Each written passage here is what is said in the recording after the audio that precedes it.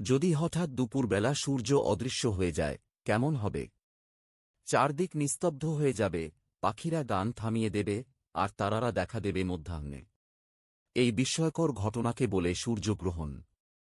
হাজার হাজার বছর ধরে মানুষ এ দৃশ্যকে ব্যাখ্যা করেছে গল্প আর কল্পনার মাধ্যমে। ড্রাগনের আক্রমণ, দানবের ছল, দেবতার ক্রোধ। কারও কাছে এটি অশুভ, আবার কারও কাছে অলৌকিক।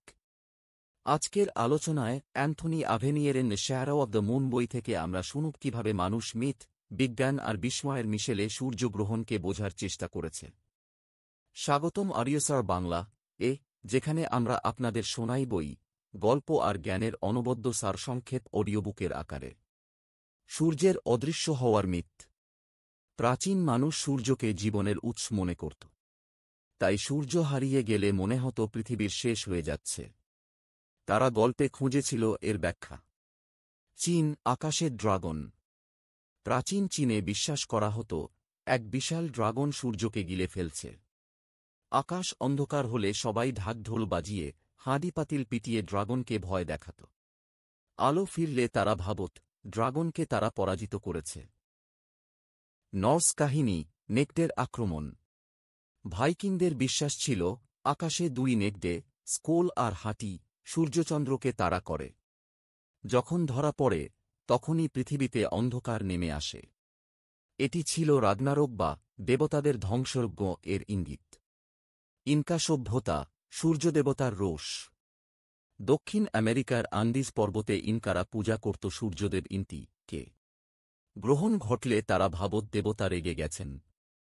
তখন মন্দিরে বলি দেওয়া হতো, প্রার্থনা করা হতো দেবতার শান্তির জন্য।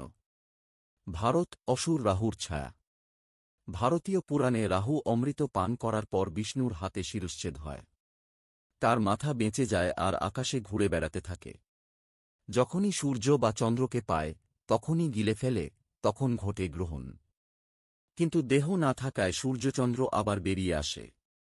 আজও অনেকে গ্রহণকালে উপবাস করেন বা নদীতে স্নান করেন, রাহুর ছায়া থেকে বাঁচার জন্য। ভয় থেকে জ্ঞানের পথে। যেখানে গল্প জন্ম নিত ভয় থেকে, কিছু সভ্যতা খুঁজে নিয়েছিল নিয়ম।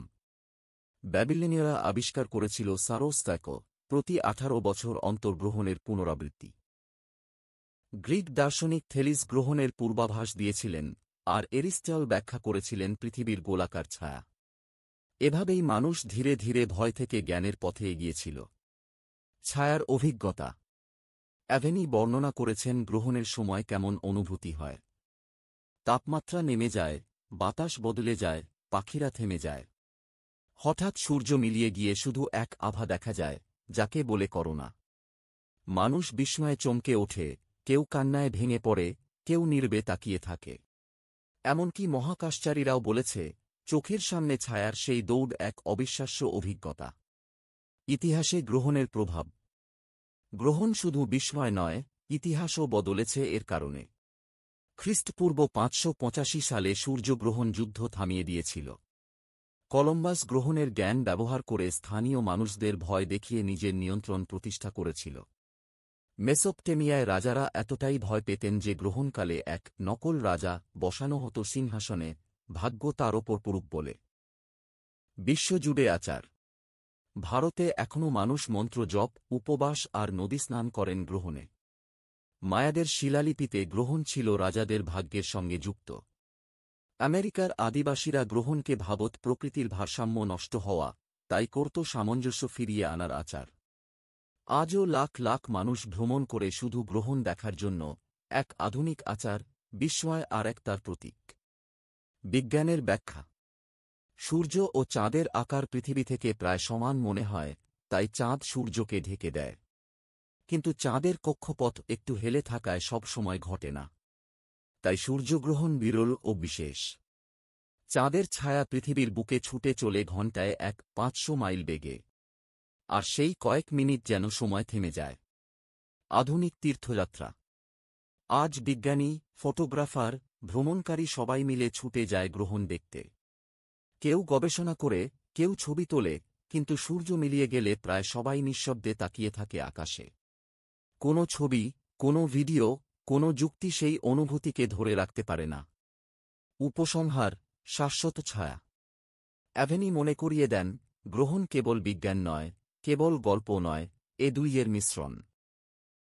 ড্রাগন থেকে রাহু, ব্যাবিলনীয় চক্র থেকে নাসার ক্যালকুলেশন, পুরোহিত থেকে আধুনিক গ্রহণ শিকারী, এক সত্য সবসময় একই থাকে, সূর্য মিলিয়ে গেলে মানুষ থেমে যায়। এটি রাজাদের ভীত করেছে, কবিদের অনুপ্রাণিত করেছে, সেনাদের বিভ্রান্ত করেছে, আর অচেনাদের একত্র করেছে। গ্রহণের ছায়ায় দাঁড়ানো মানে হল অনন্তের সামনে দাঁড়ানো, আলো আর অন্ধকারের সীমারেখায়।